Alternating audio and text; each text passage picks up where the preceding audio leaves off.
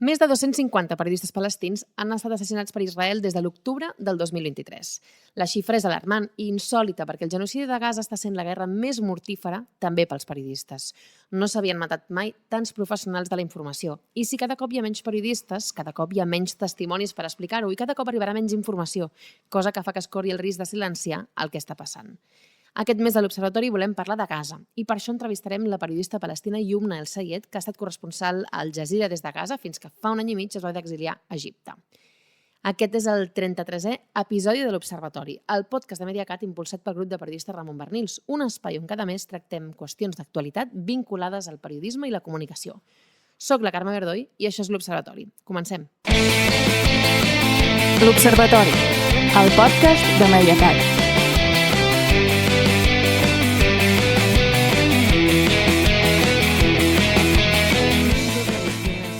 La periodista palestina Yumna El Sayed ha sigut corresponsal d'Al Jazeera a Gaza durant més d'una dècada. Durant molts mesos ha cobert el genocidi a Gaza per informar del que passava sota els bombardejos i ha rebut amenaces fins que s'ha vist obligada a marxar. Des del mes de maig de l'any passat ha viscut a Egipte, on treballa per defensar el dret a la informació, i aquests dies és a Barcelona per participar a l'Unsilence Forum, com a part de la campanya Act for Palestine. Avui ens complau poder parlar amb ell a l'Observatori, al podcast de Mediacat. Benvinguda i moltes gràcies. Moltes gràcies per convidar-me. Com dèiem, vas ser corresponsal d'Al Jazeera a Gaza durant 10 anys fins que vas haver de marxar perquè la situació va esdevenir extremadament difícil de gestionar a causa de les amenaces directes que vas rebre. El mes de maig de l'any passat vas poder sortir a Gaza amb les teves 4 filles pel pas fronterer de Rafah. No. De fet, vaig poder marxar de Gaza el mes de gener del 2024. Va ser entre finals de desembre i principis de gener de 2024. Després de llavors, he estat a l'exili a Egipte. He treballat com a periodista durant els darrers 10 anys, però he col·laborat exclusivament amb Al Jazeera des de 2021. Havia treballat abans per Al Jazeera i per altres mitjans internacionals, però de manera exclusiva per Al Jazeera només des del 2021. D'acord, aproximadament 3 o 4 anys. Ara treballes com a periodista, però estàs establerta a Egipte.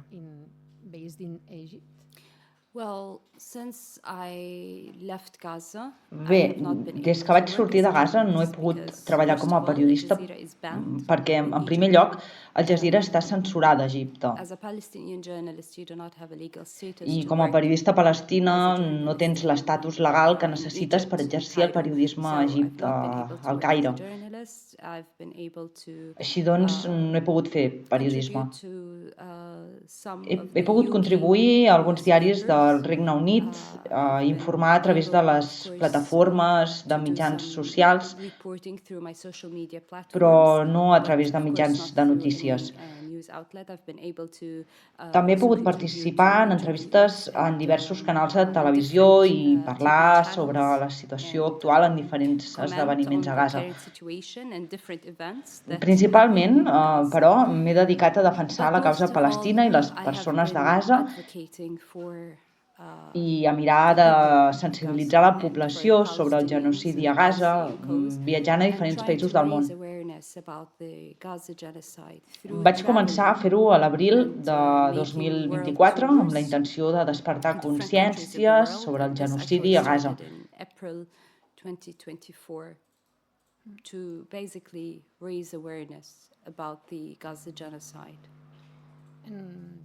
I com gestiones aquesta situació de viure i treballar lluny de Gaza? És molt difícil perquè continues molt connectat a tot allò que passa a Gaza. No pots desvincular-te de la situació actual d'allà, te'n vas, però marxes amb el cos, no amb l'ànima, ni amb el pensament, ni amb el cor, que es queden a Gaza,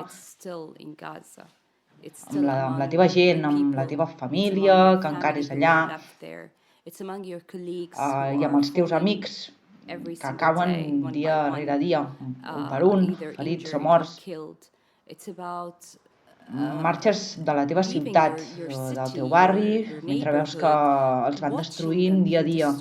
I sincerament, aquesta no és només la meva situació. Les meves filles també ho viuen i els està costant molt de pair-ho. Tot i que estan fora de perill, pateixen molt psicològicament, perquè els seus amics encara són a Gaza. Sempre que hi ha una ordre d'evacuació, per exemple, es preocupen molt, estan deprimides, tenen por que fereixin o matin algun amic seu. Han vist com molts professors, amics o familiars quedaven ferits o morien. Això mai no esdevé fàcil, mai. No normalitzes el dolor, mai no t'acostumes a gestionar aquest patiment per moltes vegades que passi.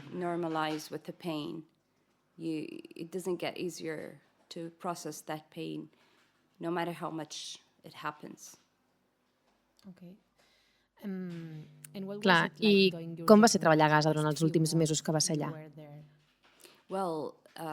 Bé, com que el genocidi va començar d'una manera devastadora, els 3 primers mesos van ser extremadament difícils. Diria que van ser els més durs, perquè hi van viure la primera ordre d'evacuació i la primera Nakba de 2023, la catàstrofe,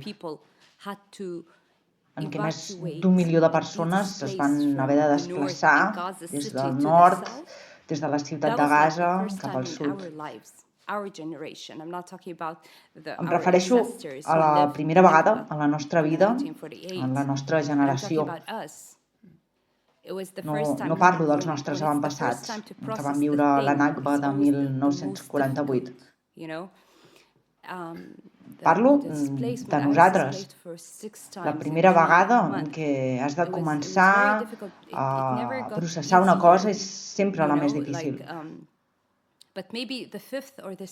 Jo em vaig haver de desplaçar 6 vegades en 3 mesos. Era molt difícil i mai ens hi vam acostumar.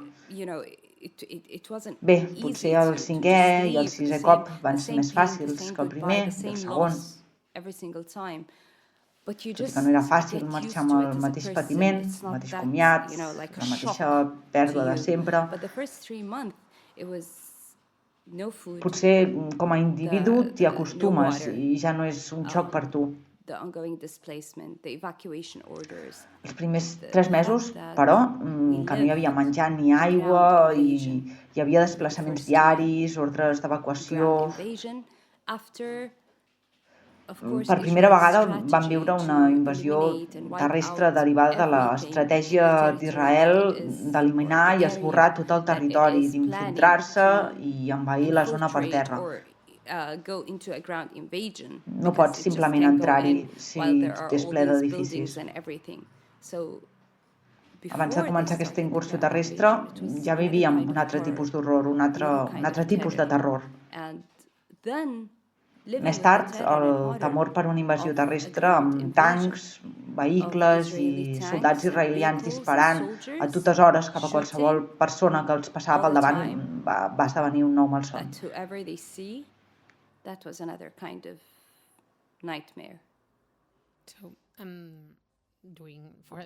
Durant uns quants mesos m'imagino que vas treballar amb por. Què suposa aquesta por quan estàs treballant? Per a mi, la por sempre ha sigut o rebre el missatge que deia que destruirien casa meva o l'apartament on vivia amb les meves filles,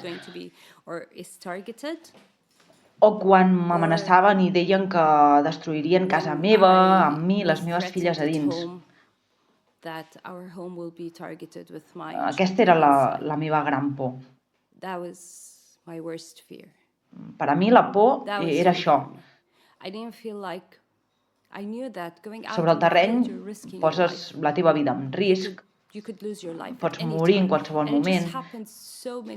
I això passa tantes vegades que deixes de comptar-les. No tens temps de processar què t'està passant, si has estat a punt de perdre la vida o si estàs ferit. Has de tirar endavant com si res no hagués passat. Ni tan sols tens temps d'anar a l'hospital per cuidar-te. Recordo que la primera setmana de la guerra estava informant sobre la primera massacre al camp de refugiats de Jabalia, quan no havia passat ni una setmana i vaig patir ferides a l'esquena perquè va caure un míssil molt a prop del lloc on era jo. Israel deia que volia fer un doble atac, tornar a bombardejar la mateixa zona que acabava de bombardejar. Ara tinc un problema a l'oïda, els nervis de l'orella a causa de la forta explosió i també vaig patir lesions a l'esquena. Hi ha molta confusió, patiment i destrucció. I quan hi penses i t'adones que s'acaba de produir una massacre, van destruir completament 3 cases, 3 edificis. A Gaza, quan diem casa, ens referim a un edifici de 3 o 4 pisos on viu una família sencera, des dels avis fins als nets. Doncs van destrossar 3 edificis amb la gent a dins. Van morir centenars de persones i la devastació de tot aquell barri va ser desmesurada. En aquell moment no penses, ja estic ferida, ni tan sols ets conscient que estàs ferit o que t'ha passat alguna cosa dolenta, perquè no hi ha punt de comparació. I el nostre estat sempre era aquest. En tens prou amb ser viu. I això és més que suficient per tirar endavant i per estar-ne agraït.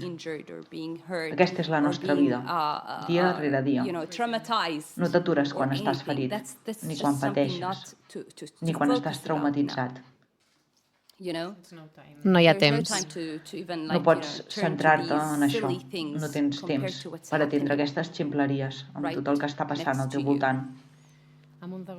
Fa un mes es va declarar un alto al foc, però no sé què en penses tu. Què significa aquest alto al foc? És real? Jo en dic un mal anomenat alto al foc.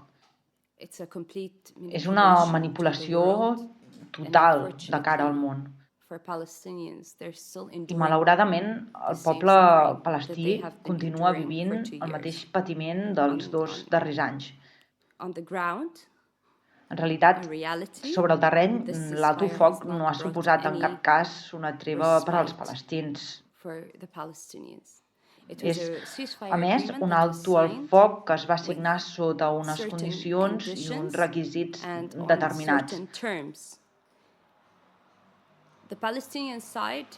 La part palestina ha complert pràcticament totes aquestes condicions, com ara l'alliberament dels hostatges israelians vius i morts.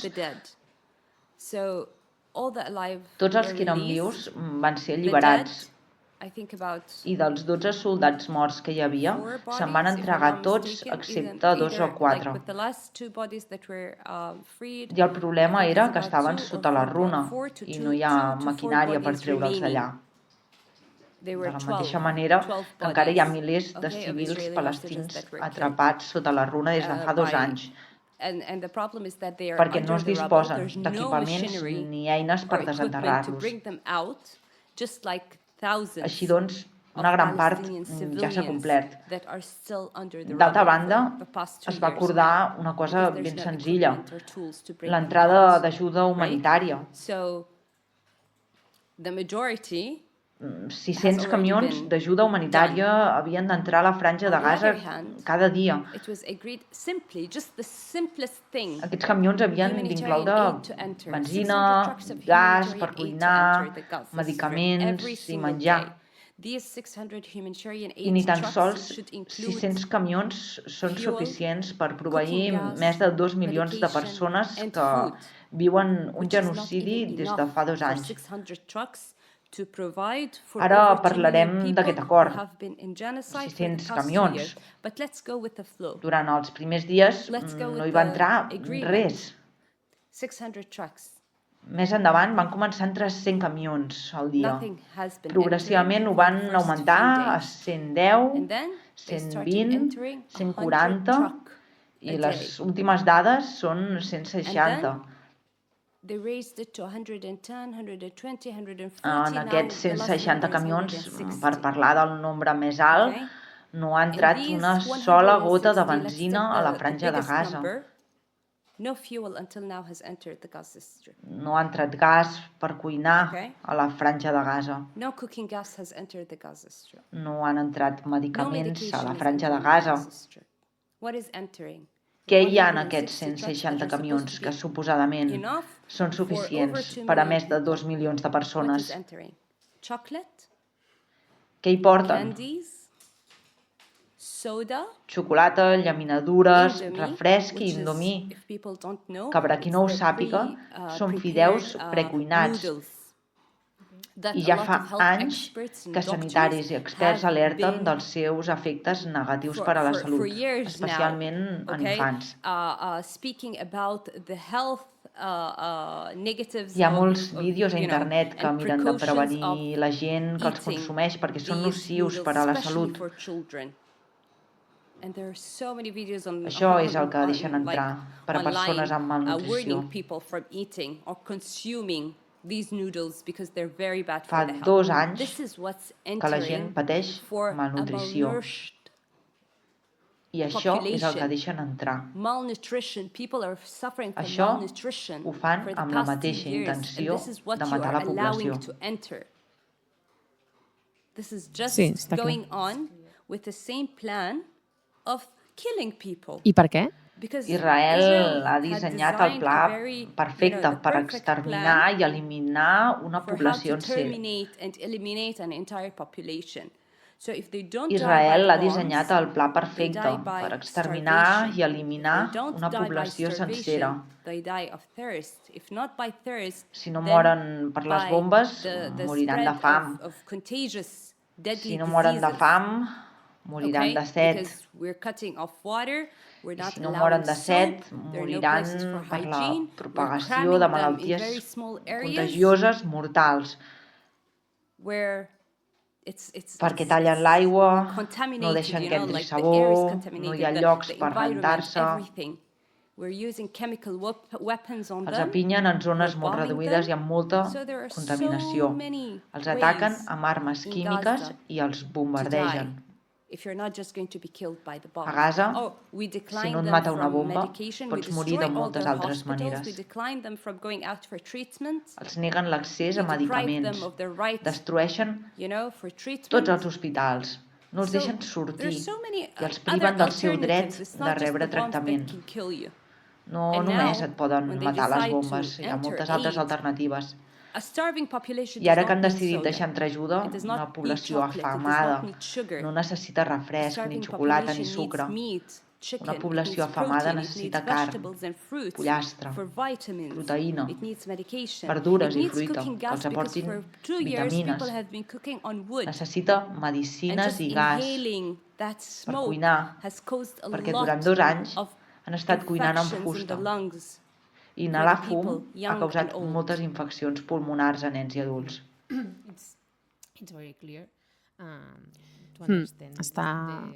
Està molt clar això, ens ajuda a entendre la importància que tenen les paraules quan parlem d'aquests fets. Des de l'octubre de 2023, Israel ha assassinat més de 240 periodistes i fotoperiodistes. Això és un fet insòlit perquè en són molts més que en altres guerres. Per què la premsa és un objectiu directe a abatre?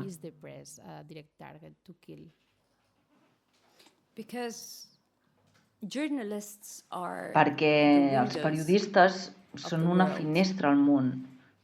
Són testimonis directes. Són els informadors. que escriuran el que dirà la història durant els anys que vindran. Informaran les generacions d'avui i de demà sobre les atrocitats que s'estan cometent. Israel no vol que s'exposin totes aquestes atrocitats, aquests crims de guerra, genocidis i ocupacions il·legals, perquè no vol malmetre la seva imatge.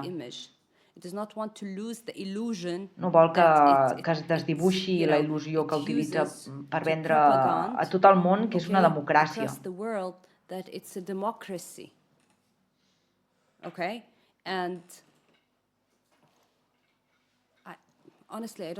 Sincerament, no entenc com pot considerar-se a si mateixa una democràcia després de tot això. En tot cas, prohibir que la premsa internacional entri a la franja de Gaza és una manera de reduir el nombre de persones de tot el món que se n'assabentaran, especialment pel que afecta la seva imatge als països europeus i al món occidental. Eviten quedar exposats per protegir la seva imatge quan els periodistes internacionals, en particular els occidentals, venen a la franja de Gaza i informen la seva gent, el seu país, el seu govern, que Israel assassina civils innocents, crema tendes de persones desplaçades, massacra persones a les suposades zones segures,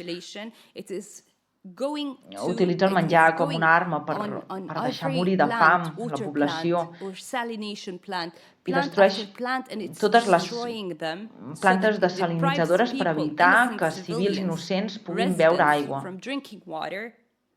A més, bloqueja l'ajuda humanitària, destrueix i assetja hospitals perquè afirma que són centres i sales de comandament, però no n'aporta cap prova, fins al punt que ha hagut de deixar d'utilitzar aquest argument. Durant molt de temps, ho va afirmar sobre l'hospital d'Al-Shifa i mai no hi va haver cap evidència.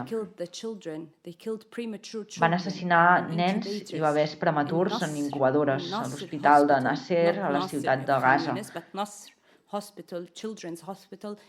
Van deixar que es descomponguessin després d'assetjar l'hospital. Van fer esclatar els dipòsits d'oxigen i les incubadores es van quedar sense oxigen. Van deixar que els nadons morissin sols i es descomponguessin.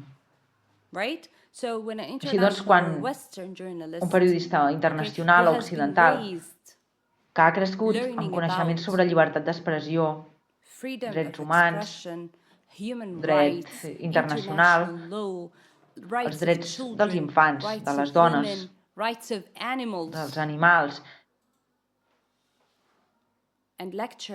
i ha ensenyat als països del tercer món aquesta mateixa llista inacabable. Viatja a una mal anomenada democràcia i veu què s'hi està fent i n'informa. Aquesta queda completament exposada.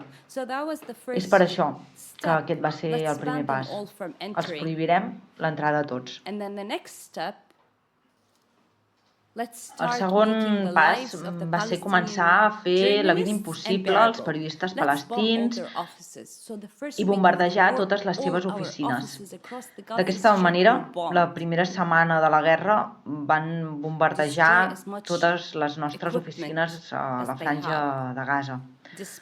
L'objectiu era destruir tot l'equipament possible i fer-los desplaçar tots. Després, matar-los, ferir-los, abatre'ls i assassinar-los. Si tot i això continuaven informant, amenaçaven les seves famílies, dirigien els atacs a les famílies. Van pensar, potser no els fa res posar en risc la seva vida, però de segur que patiran per la vida de les seves famílies. Així és com va començar la història i així és com acabarà. El que no esperàvem, i vam trigar molt a saber-ho, és que tenien una gran influència a les redaccions d'arreu del món. Els mitjans internacionals més importants que informaven de qualsevol cosa van començar a parlar sobre la situació a la Franja de Gaza d'una manera molt difusa, la qual cosa no estava a l'altura dels estàndards ni reflectia el que realment estava passant. Hi havia titulars que deien «Han mort nens a Gaza», com si es tractés d'una mort normal. No, els periodistes saben el poder que tenen les seves paraules, siguin parlades o escrites. Saben com manipular el pensament de la gent, perquè aquesta és la nostra feina, però també ho és comunicar amb integritat i amb la veritat. El fet que Israel hagi estat capaç de sostenir el seu relat i de trobar mitjans que l'integrin sense proves, evidències ni investigacions és una vergonya i una ignomínia. El fet que l'únic mitjà que va iniciar una investigació sobre els atacs de l'octubre de 2023 i sobre com es van poder efectuar fos un diari israelià és un escàndol. Des del primer dia que vaig sortir de Gaza ho vaig dir. Els atacs d'octubre de 2023 tenien el vestit blau d'Israel. Israel hi estava totalment implicat. No pot ser que ningú no ens prenyés per això, perquè nosaltres som els periodistes, som els investigadors, som les persones que vivim a la zona. Som els que podem contestar aquestes preguntes. Em pots explicar com van poder travessar una tanca de seguretat sota l'estricta vigilància de soldats israelians les 24 hores? Et diré que aquell dia, per primera vegada a la nostra vida i a la seva, no hi havia presència de cossos de seguretat israelians en aquella tanca. I ho he repetit des del primer dia que vaig venir. Recentment, soldats israelians van declarar en una investigació que havien rebut ordres estrictes d'abandonar la tanca i tornar cap a la ciutat. També van afirmar que en un primer moment no van acatar l'ordre, perquè van pensar que era impossible. Llavors, els van tornar a trucar i els van ordenar que abandonessin el seu post de seguretat i que tornessin. Només era una justificació, però el fet rellevant aquí és que hi ha un pla de neteja ètnica. Si mires el mapa de Palestina ara, veuràs que el 100% de Cisjordània està sota el control d'Israel i més del 85% són territoris confiscats. Ha desaparegut per complet. L'han omplert d'assentaments il·legals i ara estan annexionant aquests assentaments. D'aquesta manera es convertirà en tota la seva extensió, en territori israelià. I la Franja de Gaza també en forma part. Aquest és el pla principal. I el fet que ara la gent pensi que hi ha un alt al foc i comenci a desviar l'atenció cap a un altre lloc és precisament el que Israel vol. Des que va començar el genocidi a Gaza fa 2 anys, Israel ha invertit molts esforços a Cisjordània. Ni tan sols parlaré de Jerusalem Est, perquè allà ja no hi queda res, però han treballat de valent a Cisjordània per construir més assentaments israelians. Se n'han construït més en els 2 últims anys que no pas en la darrera dècada. Això no és un pla sistemàtic? Que no és això? Una estratègia sistemàtica per acumular, confiscar més territori palestí i construir més assentaments israelians? van forçar molta gent a desplaçar-se. Van detenir milers de persones. Així doncs, volen desviar l'atenció de la gent sobre el que està passant a Cisjordània, posant el focus a Gaza. Aquesta ha estat sempre l'estratègia d'Israel. I com valores la reacció de la comunitat internacional de periodistes? Vull dir, hi ha associacions internacionals, és a dir, associacions internacionals de periodistes que denuncien l'assassinat de professionals de la informació a Gaza, que ho estan denunciant. Si bé és molt important fer-ho, què creus que podria haver fet la comunitat internacional de periodistes? Potser, com has dit, no comprar el relat d'Israel? Don't buy the narrative from... First of all, it's unprecedented that journalists En primer lloc, el fet que es prohibeixi l'accés a periodistes a una zona de guerra determinada no té precedent. Els periodistes internacionals entenen perfectament què significa poder exercir el seu dret a la llibertat d'expressió i el dret a la informació, i els han privat d'aquest dret. Em consta que moltes organitzacions de periodistes han escrit i signat cartes i han enviat al govern d'Israel aquestes cartes, però aquests documents han quedat tancats en un calaix. Amb això no n'hi ha prou. No n'hi ha prou. A tots els informatius s'hauria d'haver informat que els periodistes internacionals exigeixen el dret d'entrar a la franja de Gaza.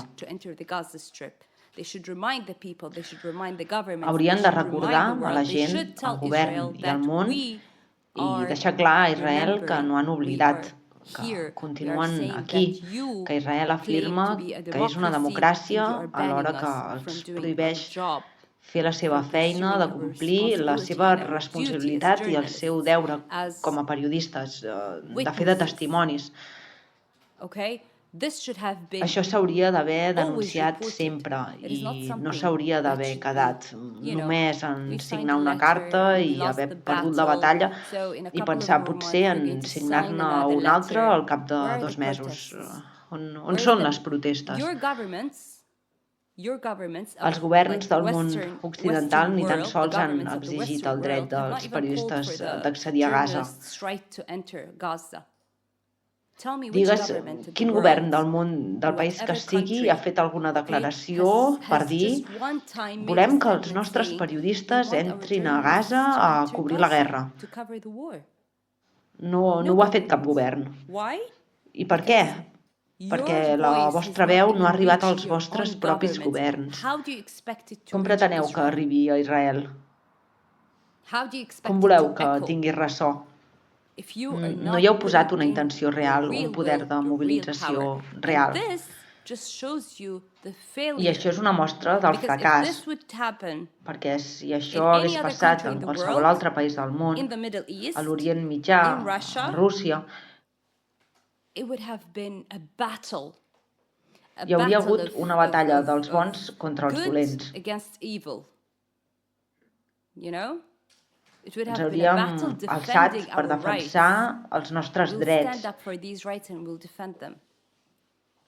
I sincerament em sento malament per molts dels meus companys, perquè sé que han estat censurats i oprimits a les seves redaccions. I molts d'ells han tingut por de perdre la feina i no han sabut com reaccionar. I no és culpa seva, perquè han volgut actuar de manera correcta, i el periodisme ja és això. Però és culpa dels editors o dels caps o dels directors de redacció treballar sota determinades condicions i en línia amb objectius polítics concrets i no en virtut de la integritat del periodisme. Yumna El Sayed, moltes gràcies per haver vingut a l'Observatori de Mediacat. Moltes gràcies. Moltes gràcies.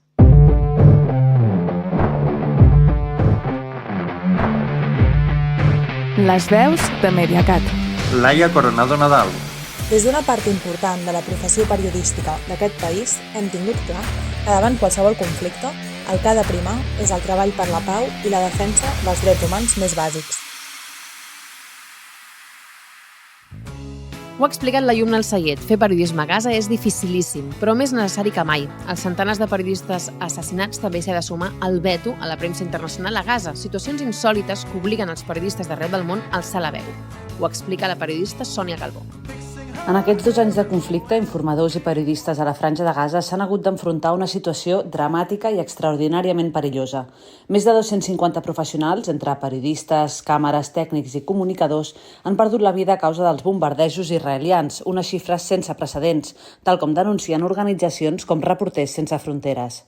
Fer la seva feina en aquestes condicions és gairebé impossible. Són testimonis que es desplacen constantment, tant per informar com per evitar les bombes.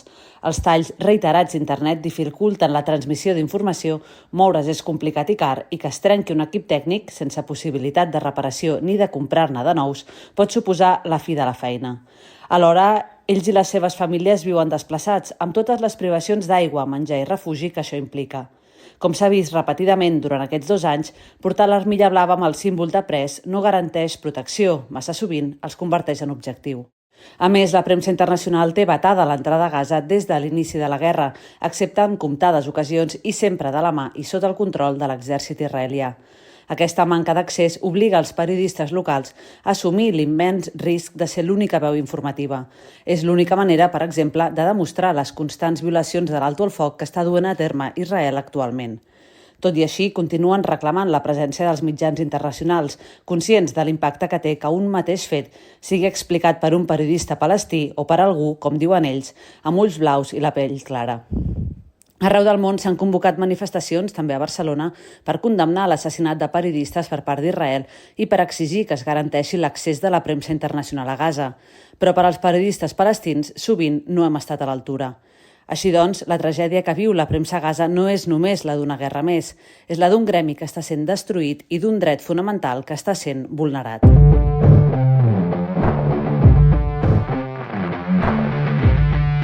Les veus de Mediacat. Carme Porta. La negació de referents ha fet que moltes periodistes hagin hagut de lluitar de nou contra un masclisme imperant a la societat i molt especialment a les redaccions.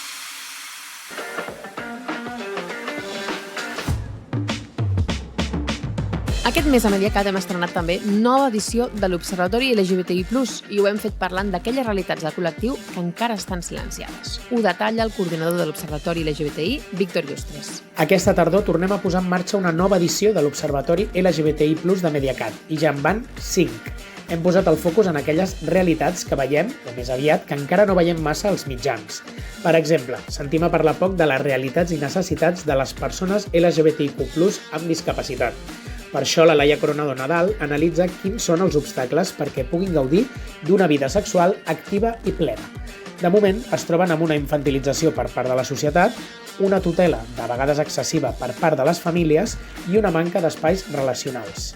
Mitjans com TED Vist, la primera televisió online inclusiva feta per persones amb discapacitat intel·lectual, és de les poques que ha abordat aquest tema. El repte ara és que altres mitjans generalistes parlin també de temes com aquests. I un altre col·lectiu que sovint ha quedat relegat al marge és el de la gent gran LGBTIQ+. Per sort, la pel·lícula basca Maspalomes, que parla de les preocupacions i vivències d'un home gran homosexual que es veu obligat a anar a una residència, o projectes de la Fundació Enllaç, comencen a trencar amb la invisibilitat que acompanya l'etapa de la vellesa al col·lectiu. Parlem d'aquests referents d'envelliment dignes i diversos en un vídeo que trobareu a l'Instagram i al YouTube de Mediacat. Continuem, doncs, dirigint la mirada cap a aquells temes que mostren que les realitats de les persones LGBTIQ+ són diverses i complexes i que més enllà del 28 de juny encara hi ha moltes històries per explicar.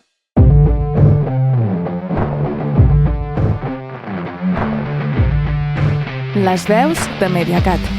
Eric Lluent.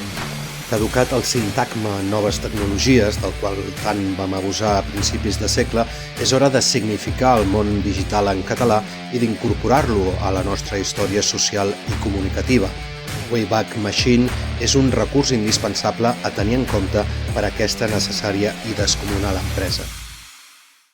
I tanquem aquest episodi fixant-nos en el mapa de la censura. Aquest mes hem recopilat diversos incidents i n'hi ha uns quants que tenen relació d'una manera o una altra amb el País Valencià ara que ha fet un any de la Dana. Els explica la Gemma Garcia, coordinadora del mapa de la censura. Doncs sí, Carme, el primer cas que hem recollit hi està relacionat molt directament. Les autoritats havien previst restringir l'accés de la premsa gràfica al funeral d'Estat que es va celebrar en memòria de les víctimes el passat 29 d'octubre. I ens en vam assabentar perquè des de l'Associació de Víctimes de la Dana ho van denunciar públicament i van afegir que ho percebien com un intent de silenciar la veritat emocional del que han viscut. Hem de dir, però, que finalment, i arran d'un comunicat de l'associació i de les gestions que va fer Unió de Periodistes Valencians, varen rectificar i tothom va poder desenvolupar la seva feina. També hi ha hagut moviments a punt que han causat malestar entre els professionals. La televisió pública ha decidit eliminar la plaça de cap de meteorologia que ocupava Victòria Rosselló, que, com sabeu, es va fer coneguda per avisar amb anticipació de la gravetat de la Dana i per criticar Carlos Mazón. Aquesta decisió polèmica ha estat denunciada públicament pel Servei Oficial de l'Agència Estatal de Meteorologia, al País Valencià, AEMET, i l'Associació Valenciana de Meteorologia, AVAMET. I en tercer lloc, us expliquem que VilaWeb va denunciar que l'Ajuntament de Silla havia cancel·lat la presentació del llibre Els morts de Mazón dins la Setmana de les Lletres Valencianes. L'autora de l'obra és la periodista i cap de redacció del Digital, Esperança Camps. La biblioteca s'havia posat en contacte amb ella per comunicar-li que per decisió de l'equip de govern la presentació no es faria i segons VilaWeb no havien aclarit els motius però sí que havien insinuat una certa incomoditat amb l'obra. Finalment, i després d'una forta campanya de solidaritat a xarxes socials, la situació s'ha reconduït i el Digital ha acordat amb el consistori que es podrà presentar a Silla el dia 10 de desembre.